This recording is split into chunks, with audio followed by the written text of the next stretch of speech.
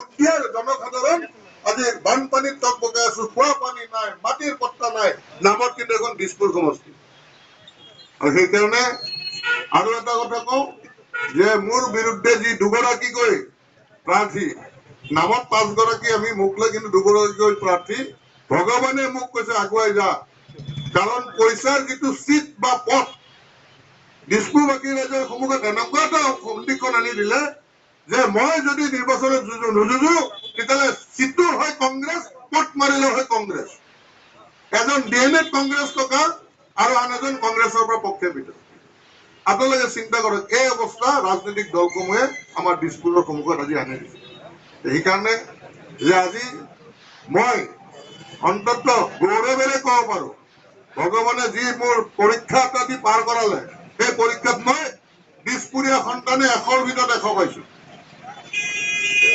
যেতিয়া নমিনেশ্যন দিছিলো বহুত প্ৰলোভন আহিছিল, সকলোৱে জানে, বাতৰি কাকত, টিভিত সকলোতে ওলাইছিল কোনে কিমান টকাত বিক্ৰী হ'ব।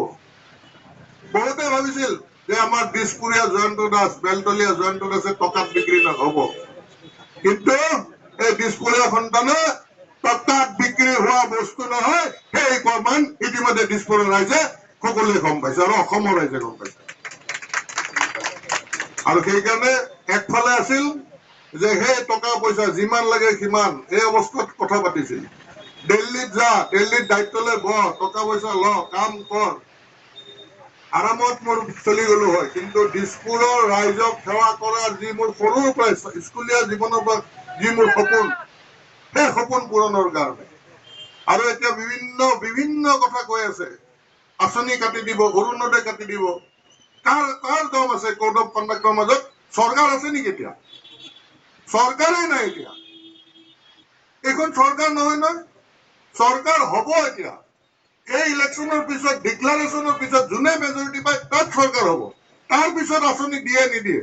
আৰু এই আঁচনি যদি আপোনালোকে মোক বিধায়ক কৰে, কাৰ দম আছে সেইসকলৰ আঁচনি কাটাৰ? অলপ ভাবি চাওকচোন, অলপ ভাবি চাওক। এনে কৈ আছে, স্পাই লগাইছে, ঘৰ শত্ৰু বিভীষণক ঘৰে ঘৰে পঠাই দিছে, যাই কৈছে আঁচনি কাটিব, আঁচনি কাটিব, আঁচনি কাটিব।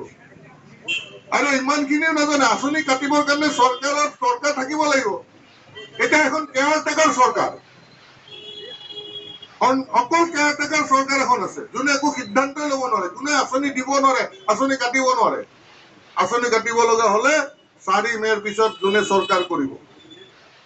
আৰু মই স্থিতিটো যিহেতু 35 বছৰ মোৰ জীৱনৰ বহু মূল্যৱান মোৰ জীৱনৰ সময় দি দলটোক সেৱা কৰিছিলো, মই কংগ্ৰেছৰ পৰা অহা নেতাক মন্ত্ৰী MLA বনাই তেওঁৰ পৰিয়ালে অজগৰৰ দৰে গোটেই খাই শেষ কৰিব, তাৰ কাৰণে মই বিজেপি কৰা নাছিলো।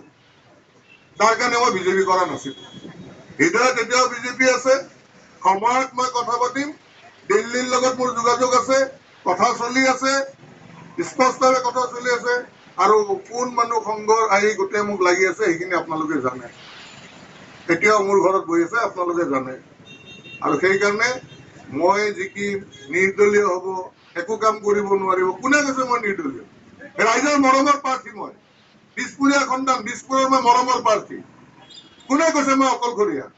আজি সংঘৰ স্বয়ংসেৱক মই, প্ৰথম বৰ্ষ কৰা, সকলোখিনিৰ আশীৰ্বাদ মোৰ ওপৰত আছে। আদৰ্শৰ পৰা মই এতিয়াও ইফাল সিফাল হোৱা নাই, আদৰ্শ বুকুত লৈ আছো। আৰু সেইকাৰণে কৈছো এইবিলাক কথাত নাযাব। প্ৰথমবাৰৰ কাৰণে এটা আপোনালোকে সুযোগ পাইছে, সুবিধা পাইছে, নিজৰ ঘৰৰ ল'ৰা এটা। মই কি বিচাৰিছো, দিছপুৰবাসী ৰাইজ, মাত্ৰ আপোনালোকৰ প্ৰত্যেকৰে এটা ভোট, বিনিময়ত 5 বছৰ আপোনালোকৰ মই চকীদাৰৰ দৰে প্ৰত্যেক অঞ্চল ঘূৰি প্ৰতিটো সমস্যা সমাধানৰ কাৰণে আপোনালোকৰ লগত লগ হৈ কাম কৰিম। এইটো মোৰ আপোনালোকৰ প্ৰতিশ্ৰুতি। আৰু সেইকাৰণে শ্ৰদ্ধাৰ ৰাইজ, যোনে যি কৈ থাকক, যোনে যি কয়, আমাৰ দিছপুৰখন আমাৰ ঘৰ, আমি দিছপুৰখন আমাৰ ঘৰ। বাহিৰৰ মানুহে কেতিয়াও আহি আপোনাৰ ঘৰ বনাই নিদিয়ে, দিব জানো? আজি পানী পৰিছে, বৰষুণ দিছে, কাবাৰ টিং ফুটি পানী পৰিছে, ৰাস্তা দি যোৱা মানুহে আপোনালোকৰ ঘৰৰ টিং বদলাই দিব নেকি? সেই ঘৰৰ মালিকে ঘৰৰ টিংটো বদলাব লাগিব। ঠিক তেনেকা দিছপুৰখন আমাৰ, আমি দিছপুৰৰ হয়, দিছপুৰখন আমাৰ ঘৰ। আৰু আমি ঠিক কৰিব লাগিব। বাহিৰৰ পৰা মানুহ আহি আমাৰ ঘৰ কোনো ঠিক নকৰে, তাৰে প্ৰমাণ যোৱা স্বাধীনতাৰ পিছত আজিলৈ আমি দেখি আহিছো। সেইকাৰণে মই পুনৰবাৰ কৈছো, মাত্ৰ এটা ভোট। বহুত দিলে দি থাকিলে, ক'ৰবাত হাতীত দিলে, কুটুমত দিলে, আৰু তাৰপিছত কি কয় হাতত দিলে। এবাৰ ঘৰৰ ল'ৰাটোক দিয়কচোন, তাৰপিছত বেয়া কাম কৰিলে অহাবাৰ নিদিলে হ'ল।